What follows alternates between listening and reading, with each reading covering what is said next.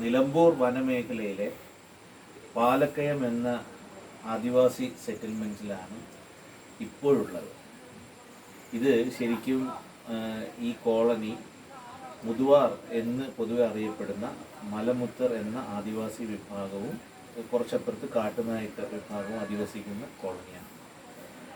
ശരിക്കും ഈ ഗോത്ര വിഭാഗങ്ങൾക്കിടയിൽ കഴിഞ്ഞ 2-2.5 പതിറ്റാണ്ടുകളായി പ്രവർത്തിച്ചുകൊണ്ടിരിക്കുന്ന ഒരു ടീച്ചറുണ്ട്, കല്യാണി ടീച്ചർ. 1982 മുതൽ ഇവർക്കിടയിലുണ്ട്. അവരുടെ കുട്ടികളുടെ വിദ്യാഭ്യാസത്തിനും ആദിവാസി ക്ഷേമത്തിനുമൊക്കെയായി നിരന്തരം പ്രവർത്തിച്ചു കൊണ്ടിരിക്കുന്ന വ്യക്തിത്വമാണ്. ടീച്ചറിൻ്റെ ഭർത്താവ് ഉണ്ട്, അദ്ദേഹമാണ് ഇവിടെ മലമുത്തരുടെ മൂപ്പൻ. ടീച്ചർ പൊതുവെ ഈ ഇവിടുത്തെ വിദ്യാഭ്യാസ പൊതുവെയുള്ള കുട്ടികളുടെ വിദ്യാഭ്യാസ നിലവാരത്തെക്കുറിച്ച് സംസാരിക്കും. ടീച്ചറിനെ ആദ്യം ഒന്ന് ടീച്ചർ പരിചയപ്പെടുത്തുക. എൻ്റെ പേര് കല്യാണി. എൻ്റെ ശരിക്കുള്ള സ്ഥലം മലപ്പുറം ജില്ലയിൽ അങ്ങാടിപ്പുറം ആണ്, പെരിന്തൽമണ്ണയ്ക്കടുത്തുള്ള അങ്ങാടിപ്പുറം. അവിടുന്ന് ഞാൻ 1982 ഡിസംബർ 30-നാണ് ഈ പാലക്കയം ആദിവാസി കോളനിയിൽ വന്നത്. ഞാൻ അവിടുന്ന് പത്രത്തിലുള്ളൊരു വാർത്ത കണ്ട് ട്രൈബൽ ബാലവാടി ടീച്ചറുടെ ഒഴിവുണ്ടെന്ന് പറഞ്ഞ് അന്ന് അപേക്ഷിക്കുകയും എനിക്കത് കിട്ടുകയും ചെയ്ത് അന്ന് 100 രൂപ ഓണറേറിയത്തിലാണ് അങ്ങാടിപ്പുറത്ത് കിടക്കുന്ന ഞാനിവിടെ വന്നത്. അന്ന് ഇവിടെ വേറെ യാതൊരു വിദ്യാഭ്യാസ സൗകര്യമോ അല്ലെങ്കിൽ യാത്രാ സൗകര്യമോ വീടോ യാതൊന്നും ഉണ്ടായിരുന്നില്ല.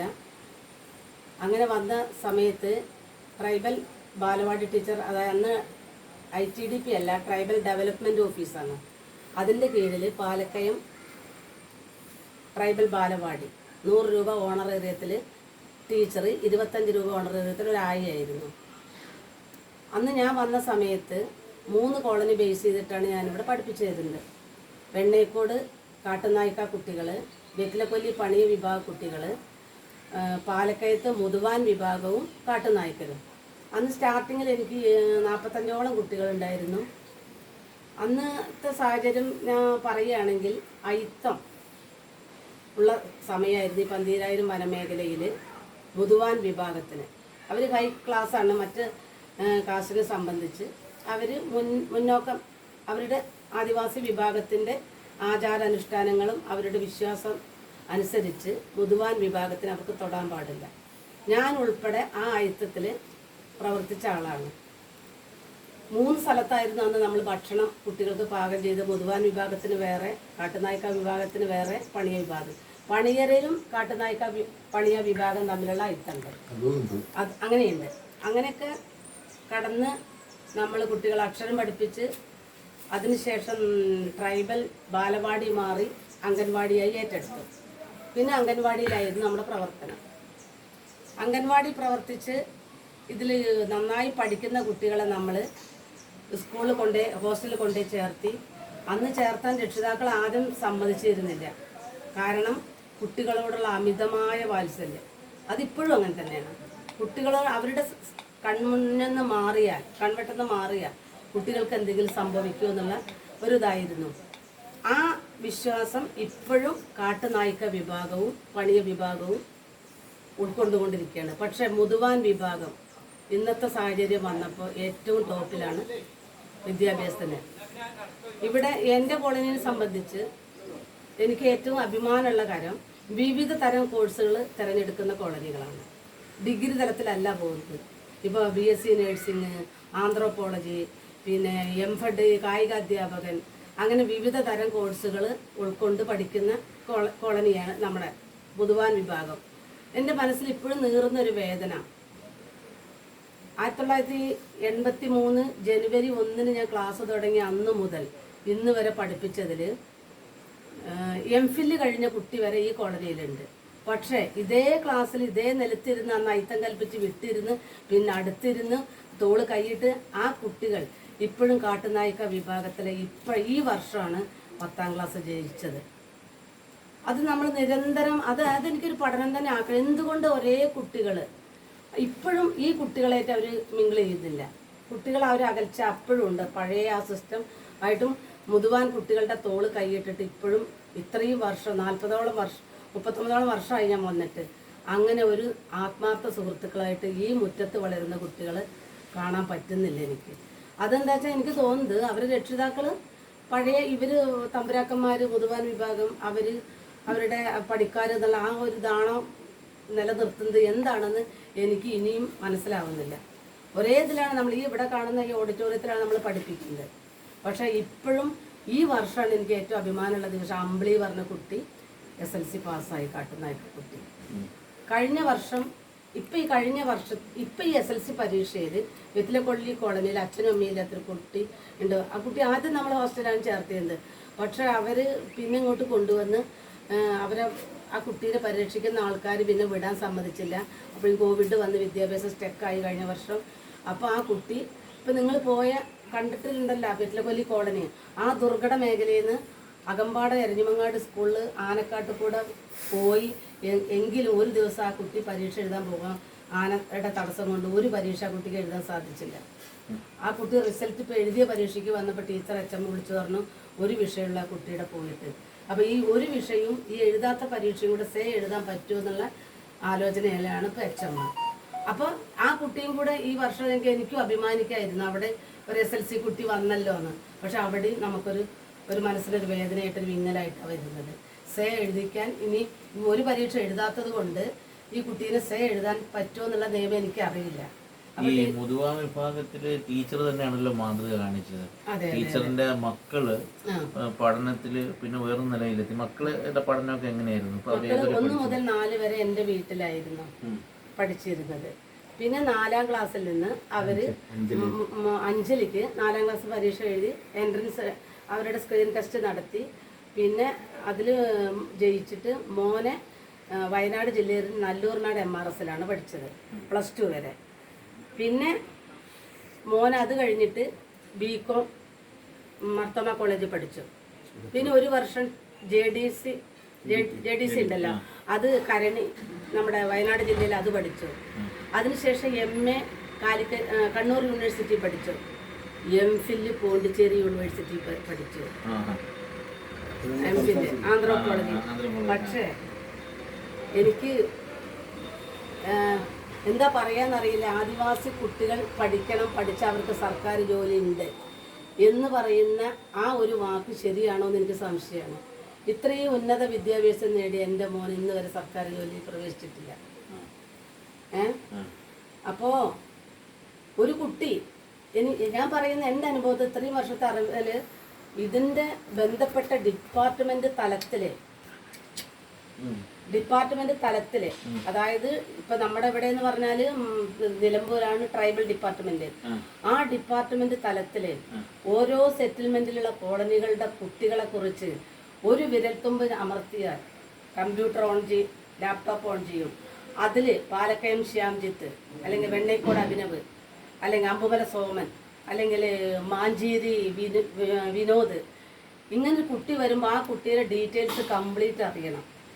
ആ കുട്ടിയുടെ വിദ്യാഭ്യാസം എന്താണ്, ആ കുട്ടി എന്നല്ല എൻ്റെ അഭിപ്രായത്തിൽ ഞാൻ പറയുന്നത്, എൻ്റെ എന്താ പറയുക രാവും പകലും ഇവരിൽ ഒരാളായി ജീവിച്ച അനുഭവത്തിൽ എൻ്റെ പറയുകയാണ്, ഡിപ്പാർട്ട്മെൻറ്റ് തലത്തിൽ ഈ കുട്ടികളെ കുറിച്ച് വ്യക്തമായ ധാരണ വേണം. അതുണ്ടോയെന്ന് എനിക്ക് സംശയമാണ്. ഇപ്പം അടുത്ത് ഓൺലൈനായിട്ടാണ് അപേക്ഷിക്കേണ്ടത്. പക്ഷേ ഒരു കാലത്ത് ഇവിടെ 15-ലാണ് കറണ്ട് വന്നത്, 2015.